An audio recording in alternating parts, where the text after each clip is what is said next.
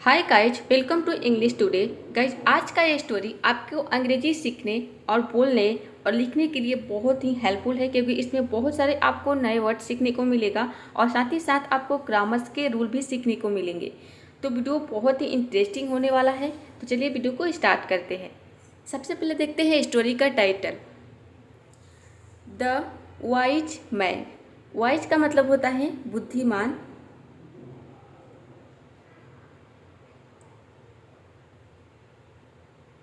यहाँ पे नीचे मैं हिंदी लिखते जाऊंगी ताकि आपको समझने में आसानी हो। मैन मतलब व्यक्ति। द वाइज मैन बुद्धिमान व्यक्ति। यहाँ पे द वाइज मैन, इसको एक शब्द में ज्ञानी भी आप बोल सकते हैं। इसका मतलब ज्ञानी भी होता है वाइज मैन का। People have been coming to the wise man. People मतलब लोग।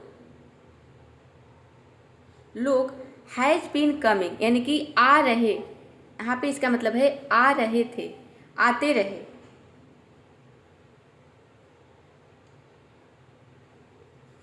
आते रहे। हैज़ बीन कमिंग मतलब आते रहे। टू द वाइज मैन, यहाँ पे टू का मतलब है के पास।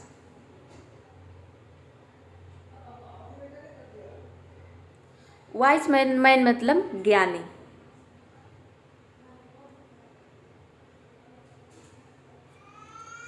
People have been coming to the wise man. लोग आते रहे ज्ञानी के पास या फिर बुद्धिमान व्यक्ति के पास। बुद्धिमान व्यक्ति के पास लोग आते रहे। Complaining about the same problems every time. Complaining का मतलब होता है शिकायत। कंप्लेनिंग इसका मतलब हो गया शिकायत करने।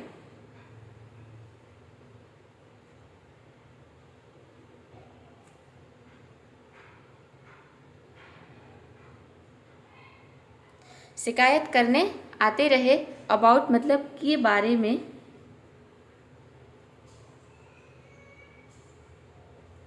के बारे में। सेम मतलब एक ही। प्रॉब्लम्स यानी कि समस्याएं।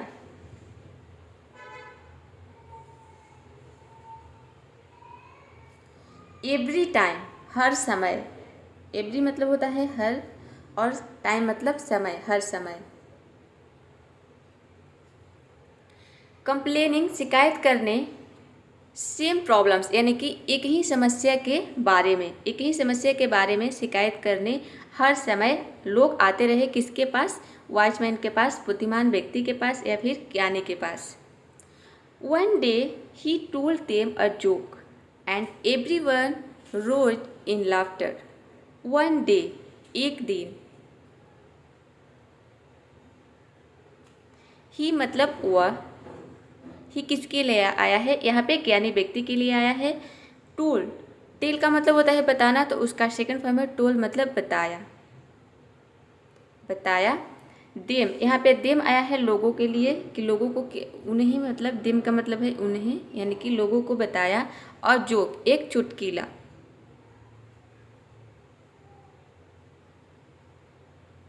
एक चुटकीला। एंड एवरीवन और हर कोई। एंड मतलब और, एवरीवन यानी कि हर कोई। हर कोई। यहाँ पर रोज इन लाफ्टर का मतलब है कि हंसी से लोटपोट हो जाना। लाफ्टर मतलब होता है हंसी, और रोज मतलब लोटपोट हो जाना हंसी से। तो इतना का मतलब हो गया हंसी से लोटपोट हो गए। रोज यानी कि हो गए। हंसी से लोटपोट हो गए।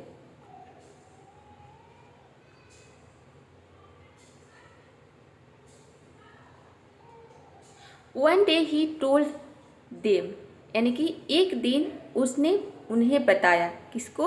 जो ज्ञानी व्यक्ति है उन्हें, लोगों को बताया, एक चुटकीला बताया। एंड और एवरीवन और हर कोई हंसी से लोटपोट हो गए। चुटकीले को सुनकर सभी लोग हंसने लगे, हंसी से लोटपोट हो गए। After a couple of minutes he told them the same joke and only a few of them smiled. After a couple of minutes, यहाँ पे अ कपल ऑफ मिनट्स का मतलब है कुछ मिनट के बाद। आफ्टर मतलब के बाद, आफ्टर मतलब के बाद। अ कपल ऑफ मिनट्स यानी कि कुछ मिनट के बाद।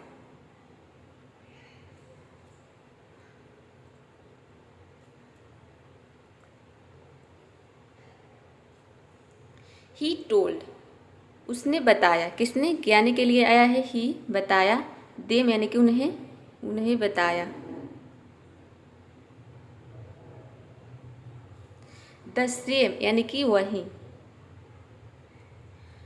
जोक चुटकीला, एंड और only a few of them यानी कि उनमें से कुछ, ओनली मतलब केवल, और फ्यू यानी कि कुछ, देम ऑफ मतलब उनमें से, उनमें से कुछ, ओनली यानी कि केवल, उनमें से कुछ, उनमें से कुछ, स्माइल यानी कि हंसा, हंसा। केवल उनमें से कुछ व्यक्ति ही हंसे जब उन्होंने, जो ज्ञानी थे, जो सेम जोक फिर से सुनाया, यानी कि एक ही जोक फिर से सुनाया, तो लोगों ने कुछ मतलब कुछ लोग हंसे, सेम जोक पे कुछ लोग हंसे। When he told the same joke for the third time, no one laughed anymore. When मतलब जब, he told the same joke, he मतलब वह बताया, told मतलब बताया, सेम जोक यानी कि वही चुटकीला, एक ही चुटकीला, वही चुटकीला, फॉर द थर्ड टाइम यानी कि तीसरी बार। यहाँ पे फॉर द थर्ड टाइम का मतलब है कि तीसरी बार, तीसरी बार। नो वन मतलब कोई नहीं, नो वन मीन्स होता है कोई नहीं, कोई नहीं। लाफ्ड, लाफ का मतलब होता है हंसना, तो उसका सेकंड फॉर्म है लाफ्ड। ये जो सेंटेंस है ये प्रेजेंट, ये जो सेंटेंस है पास्ट इंडेफिनिट है। ने लाफ्ड मतलब हंसा। एनी मोर मतलब होता है अब। फिर he told the same joke, जब उन्होंने वही चुटकीला बताया, फॉर द थर्ड टाइम यानी कि तीसरी बार। No one laugh any more, कोई नहीं हंसा। जब तीसरी बार उन्होंने सेम जोक सुनाया तो अब तीसरी बार कोई नहीं हंसा। The wise man smiled and said, the wise man यानी कि ज्ञानी या फिर बुद्धिमान व्यक्ति भी आप बोल सकते हैं। ज्ञानी क्या किया, स्माइल्ड मतलब मुस्कुराया। स्माइल का मतलब होता है मुस्कुराना, तो उसका सेकंड फॉर्म है स्माइल्ड। ये जो सेंटेंस है पास्ट इंडेफिनिट है, मुस्कुराया, मुस्कुराया। एंड सेड और कहा, से का मतलब होता है कहना, तो उसका सेकंड फॉर्म है सेड मतलब कहा, कहा। You can't laugh at the same joke over and over. You can't laugh, can't मतलब यू मतलब आप, कांट लाफ यानी कि हंस नहीं सकते, हंस नहीं सकते। एट द सेम जोक यानी कि एक ही चुटकीला पर। एट मतलब यहाँ पे इसका मतलब है यहाँ पे पर। सेम जोक यानी कि एक ही चुटकीला पर,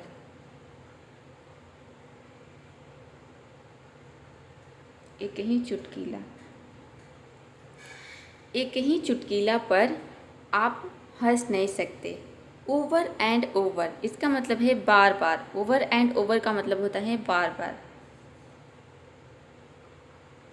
आप बार बार सेम जोक यानी कि एक ही चुटकीला पर हंस नहीं सकते। किसने कहा, वाइज मैन ने कहा, बुद्धिमान व्यक्ति ने कहा, स्माइल किया और कहा कि आप एक ही जोक पर बार बार हंस नहीं सकते। So why are you always crying about the same problem. So तो यहाँ पे सो का मतलब है तो। Why are you always crying, always का यहाँ पे मतलब है हमेशा। क्राइंग यानी कि क्यों रो रहे हो, क्यों रो रहे हो। ये जो सेंटेंस है ये प्रेजेंट कॉन्टिन्यूअस का इंट्रोगेटिव सेंटेंस है। वाई से शुरू हो रहा है, WH का मतलब आप क्यों रो रहे हो। ऑलवेज यानी कि हमेशा। About the same problem, same मतलब एक ही समस्या। प्रॉब्लम यानी कि समस्या, एक ही समस्या। अबाउट मतलब के बारे में, अबाउट मतलब के बारे में, एक ही समस्या के बारे में आप क्यों रो रहे हो, हमेशा हमेशा आप एक ही समस्या के बारे में क्यों रो रहे हो। यानी कि जब उनका कहने का मतलब है कि जब मैं एक ही जोक बार बार सुना रहा हूँ तो आप नहीं सुन रहे हो, मतलब कि आप एक ही जोक बार बार नहीं सुन सकते, तो आप एक ही समस्या बार बार क्यों बता रहे हो, आप एक ही समस्या के बारे में क्यों बार बार रो रहे हो। मोरल ऑफ द स्टोरी, इसका मतलब है कि कहानी की नैतिक या फिर कहानी की नीति, मतलब कि इस कहानी से हमें क्या सीख मिली वो अब देखेंगे। Worrying won't solve your problems. It will just waste your time and energy. Worrying का मतलब है चिंता करना, चिंता करना या फिर चिंता करने से, won't solve मतलब योर प्रॉब्लम्स, आपकी जो समस्या है वह सॉल्व नहीं होगी, आपकी समस्या का समाधान नहीं होगा। वन का मतलब है नहीं होगा, नहीं होगा। सॉल्व मतलब समाधान। योर प्रॉब्लम आपकी समस्या का, आपकी प्रॉब्लम्स है मतलब समस्याओं का,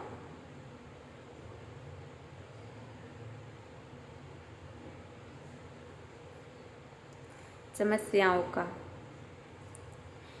चिंता करने से नहीं होगा, वांट मतलब नहीं होगा आपकी समस्याओं का समाधान, आपकी समस्याओं का समाधान चिंता करने से नहीं होगा।